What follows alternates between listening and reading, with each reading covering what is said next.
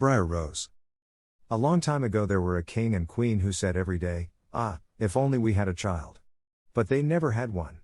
But it happened that once when the queen was bathing, a frog crept out of the water onto the land, and said to her, "Your wish shall be fulfilled. Before a year has gone by, you shall have a daughter." What the frog had said came true, and the queen had a little girl who was so pretty that the king could not contain himself for joy, and ordered a great feast.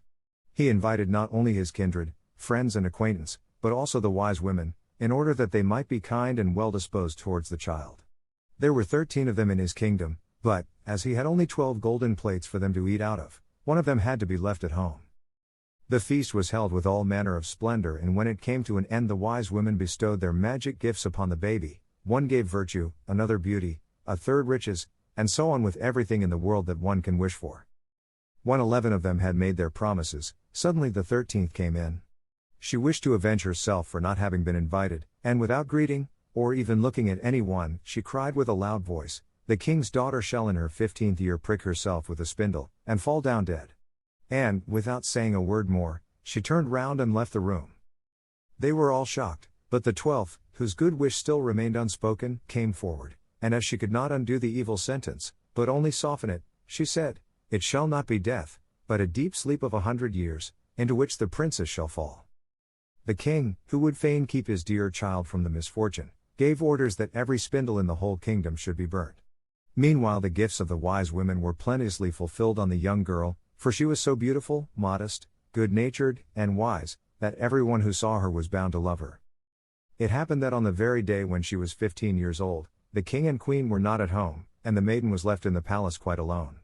So she went round into all sorts of places, looked into rooms and bedchambers just as she liked, and at last came to an old tower.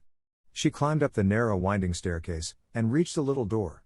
A rusty key was in the lock, and when she turned it the door sprang open, and there in a little room sat an old woman with a spindle, busily spinning her flax. "Good day, old dame," said the king's daughter, "what are you doing there?" "I am spinning," said the old woman, and nodded her head.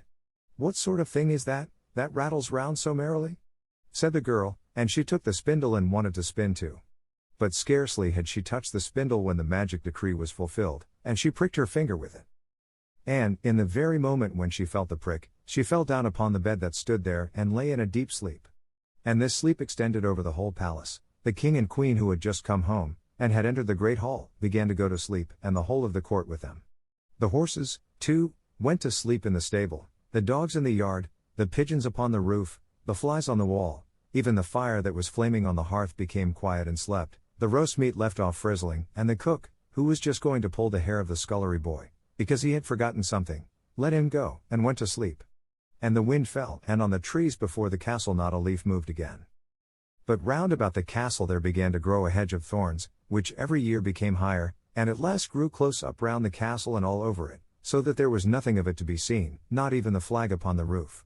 But the story of the beautiful sleeping Briar Rose, for so the princess was named, went about the country, so that from time to time kings' sons came and tried to get through the thorny hedge into the castle.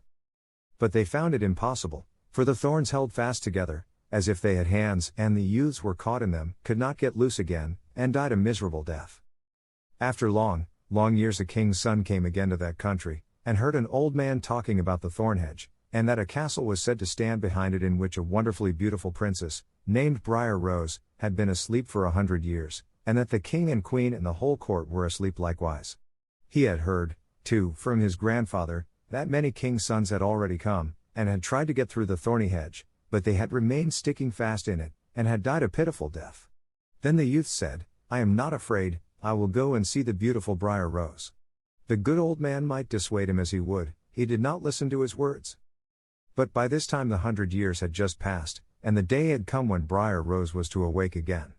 When the king's son came near to the thorn hedge, it was nothing but large and beautiful flowers, which parted from each other of their own accord, and let him pass unhurt, then they closed again behind him like a hedge. In the castle yard he saw the horses and the spotted hounds lying asleep, on the roof sat the pigeons with their heads under their wings. And when he entered the house, the flies were asleep upon the wall, the cook in the kitchen was still holding out his hand to seize the boy, and the maid was sitting by the black hen which she was going to pluck. He went on farther, and in the great hall he saw the whole of the court lying asleep, and up by the throne lay the king and queen. Then he went on still farther, and all was so quiet that a breath could be heard, and at last he came to the tower, and opened the door into the little room where Briar Rose was sleeping. There she lay, so beautiful that he could not turn his eyes away, and he stooped down and gave her a kiss. But as soon as he kissed her, Briar Rose opened her eyes and awoke, and looked at him quite sweetly. Then they went down together, and the king awoke, and the queen, and the whole court, and looked at each other in great astonishment. And the horses in the courtyard stood up and shook themselves, the hounds jumped up and wagged their tails, the pigeons upon the roof pulled out their heads from under their wings, looked round, and flew into the open country, the flies on the wall crept again, the fire in the kitchen burned up and flickered and cooked the meat, the joint began to turn and frizzle again, and the cook gave the boy such a box on the ear that he screamed, and the maid plucked the fowl ready for the spit. And then the marriage of the king's son with Briar Rose was celebrated with all splendor, and they lived contented to the end of their days.